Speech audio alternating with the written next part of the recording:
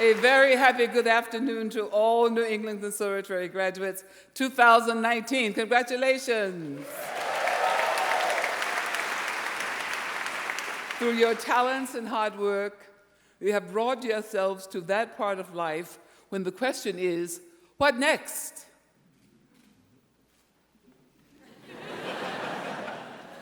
Let us give thank yous to all those who have helped you to come all this way to this moment.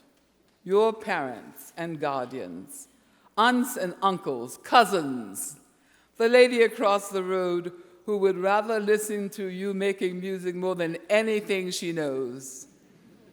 Boyfriends, girlfriends, used to be boyfriends and girlfriends.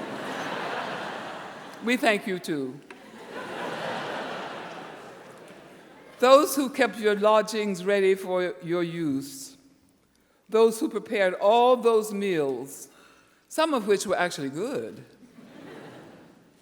and staff members who kept the rehearsal rooms in order for you all that time.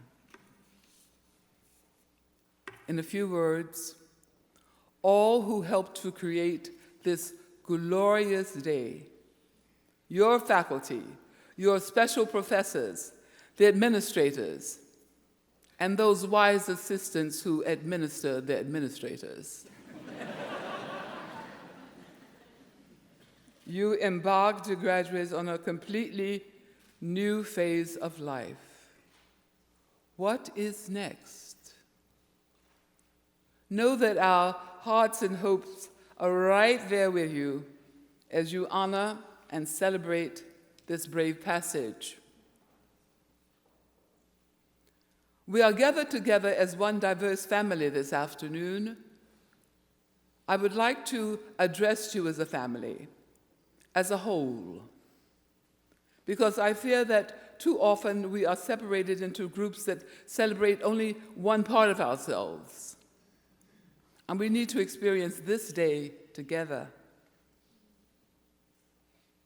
I would like to speak to your contributions as a whole, because I find that we are too often treated as though work with our bodies were less important than work with our minds, or our heads more important than our hearts. If you and I were sitting here in any era other than this wildly, seemingly out of control, technical one, we would rest on chairs or stools made by hand, each one slightly different from the other, each one a unique expression of human creativity. We would wear woven clothing and carved jewelry that would be a part of a communal tradition, yet individually unique. We would celebrate and drink with things that are creations in themselves, taken from vessels that would be objects as art, as well as utensils for everyday use. We would surely be singing and dancing together. We would be living artfully without even trying. Albert Einstein, and surely no commencement remarks can be complete without at least one quote from the great man, stated that when I examine myself and my method of thought, I come to the conclusion that the gift of fantasy has meant more to me. The gift of fantasy has meant more to me than my talent for absorbing knowledge. Creativity, fantasy.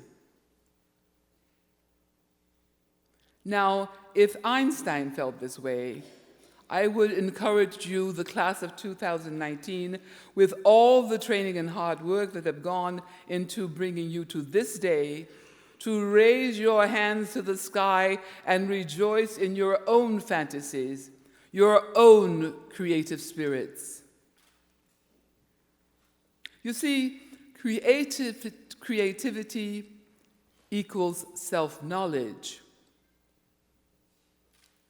This knowledge can lead to wisdom, and wisdom to the understanding of others.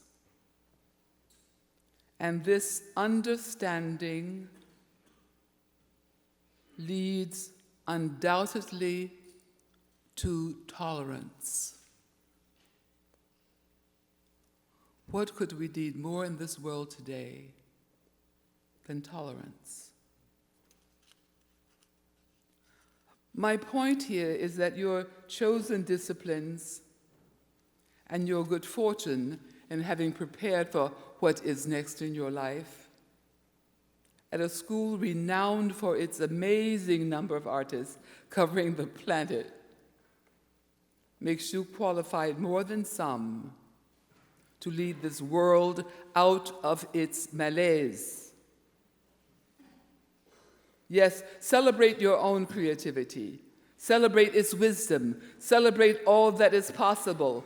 Celebrate the fact that you know already that extending yourselves beyond these magic gates of high education into the near and present depths of those places in our communities where we find formal education hardly existent at all. Poverty rampant. The need nearly overwhelming. I implore you to take these words of George Bernard Shaw close to your hearts. He wrote, "I am of the opinion that life belongs to the community, and as long as I live, I shall do for it whatever I can. Life to me is no small candle, but is rather a splendid torch that I am permitted to hold for a moment. And I intend to make it burn as brightly as possible before turning it over to future generations." May I ask you to please think about this as part of your life's philosophy. Your sophisticated, educated selves may look with a questioning eye on the joy you feel singing a Bach cantata in the choir. What are you doing singing in the choir? You studied voice in NEC. The invitation that this opera role that you've been thinking about for so long just comes along. A return call at a Broadway casting, or coming to terms with the fingering for the middle section of the second movement of Dvorak's cello concerto. You remember that? Or simply penning the perfect haiku at the birth of your child. But I encourage you to accept that this is your soul's music, this natural high, this joy in which you delight is the art of your spirit. Listen to it, indulge in it, nurture it, caress it, love it, and above all, share it. In Arthur O'Shaughnessy's single poem, which he called Ode, he wrote in praise of artists everywhere. He said, "We are the music makers, and we are the dreamers of dreams, wandering by lone sea breakers and sitting by desolate streams, on whom the pale moon gleams. Yet we are the movers and shakers of the world forever, it seems." Unquote. What What a thought. Creative spirits, the movers and shakers of the world. Where could this all lead? We might discover that an awakened spirit, this ability to express yourselves that you brought to this great height here at NEC, that this could well be the real meaning of life, that the exploration of your own imagination is indeed your real life's work.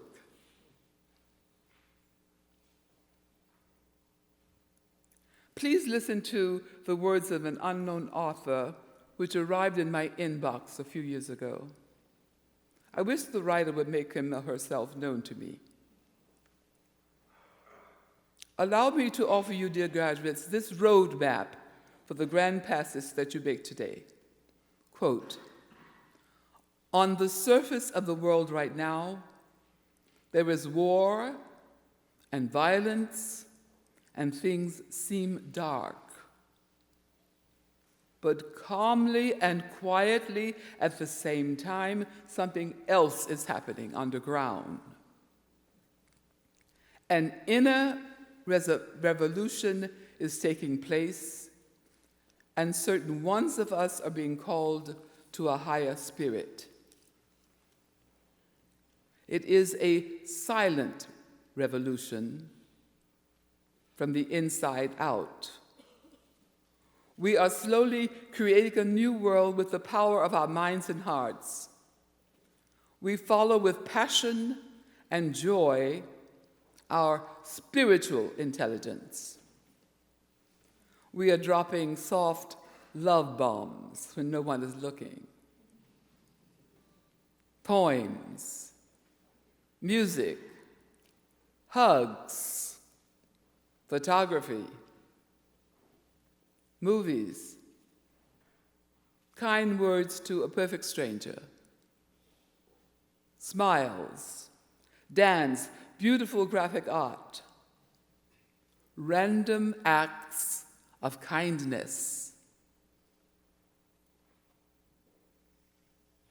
Please allow me to digress from the main text just for a moment. I need to speak about this just very quickly. I ask you not to allow the turmoil of the present to keep you from seeing to it that tomorrow will be brighter. Let music swell the breeze and ring from all the trees, sweet freedom song, not only for us, but those walking, yearning to cross these borders to what they hope will be a brighter future for themselves and their families. Sweet freedom's song. Acts of kindness. Now back to the text. The writer goes on to say, we each express ourselves in our own ways, with our own drive, talents, and gifts. Let us decide to be the change that you want to see in this world. This is the only motto that fills our hearts. We know that it is the only way to real transformation. We know that quietly and humbly, our work is slow and meticulous, like the formation of the mountains. And yet, this opening of the Spirit self, entire tectonic plates shall be moved in the decades to come. This intelligence of the heart is embedded in the timeless evolutionary pulse in all human beings. Be the change you want to see in this world. No one can do it for you. The door is open. All are welcome. Imagine finding this in your inbox from somebody. Remember, please, the title of a song I learned to sing in Sunday school in Augusta, Georgia. Brighten the corner where you are. Meaning, there's no real reason to think that you must cross two oceans in order to find those who require a helping hand,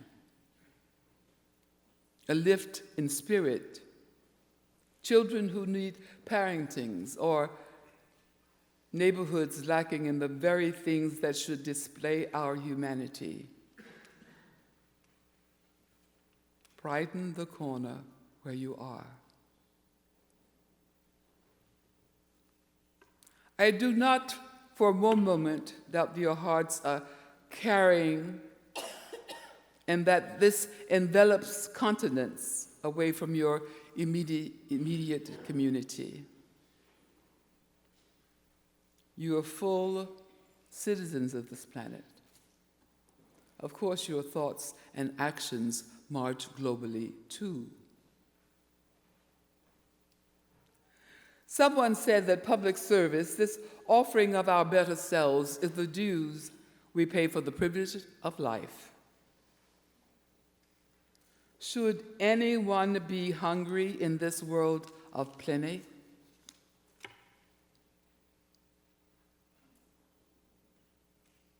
The intelligence of the heart. Change this world with the power of your heart and your mind. And I would add to think of the limitless power of gratitude. Gratitude for the history, the legacy of this great institution. You have every reason in the world to be proud of this legacy of yours, this history. I feel extraordinarily privileged to have been invited to share in this history, and I offer my gratitude to you. It is important to know out loud from where we have come, on whose broad and strong shoulders it is our honor as well as a privilege to stand. I'll share just 3 of the events in our history for which my thankfulness knows no bounds.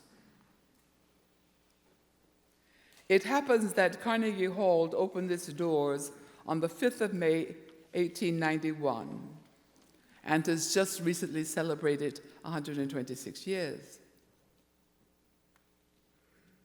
A year after this opening season in 1891, that prize stage would be graced by the presence of a performance by an African-American opera singer. Her name was Ciceretta Jones.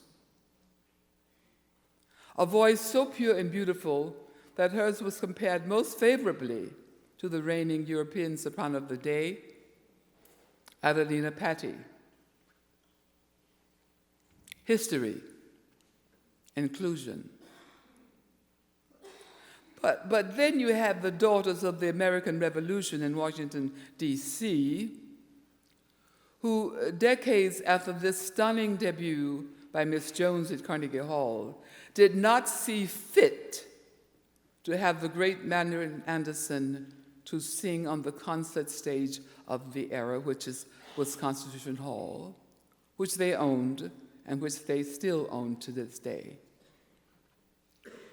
It took the sheer will and determination of Eleanor Roosevelt, who might have had a word with her husband,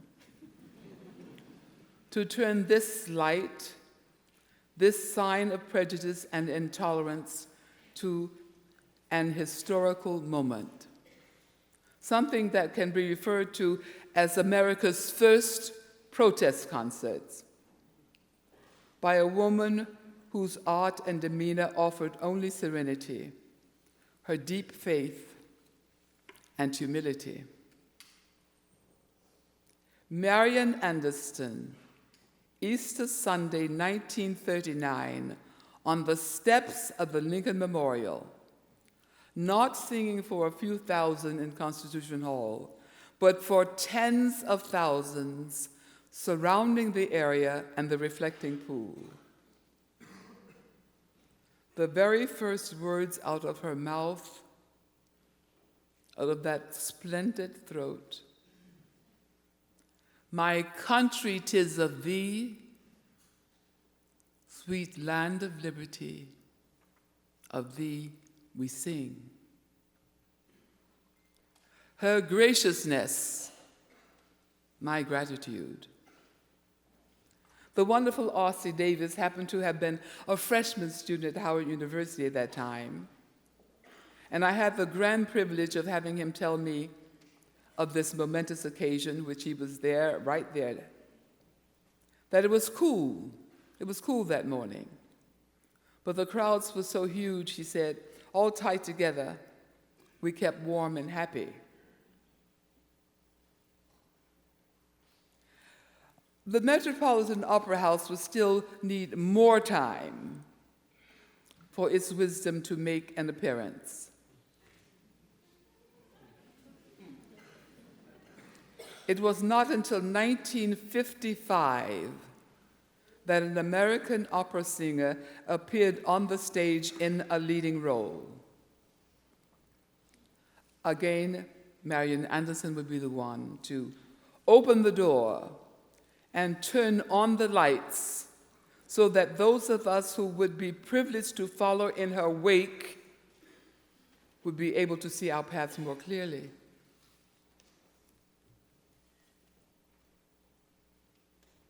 I have no doubt on whose great shoulders I have the privilege to stand. With this short history for some of you, events of the past which show us how far we have come, I trust that you are inspired to set about making your own history, your own special mark in the world, a world that is just waiting and needing your passion and your humanity, as we have yet so far to go. Be excited and enlarge upon all that life and learning have offered you already. Be vigilant in your aspirations for yourself and for your country. Vote. Madam President, don't you just love the sound of that?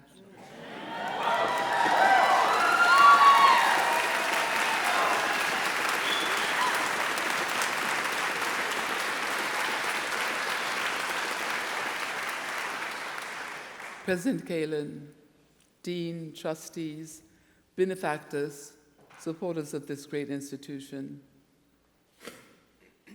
I thank you for this wonderful invitation, and I am thrilled beyond measure to be a part of you.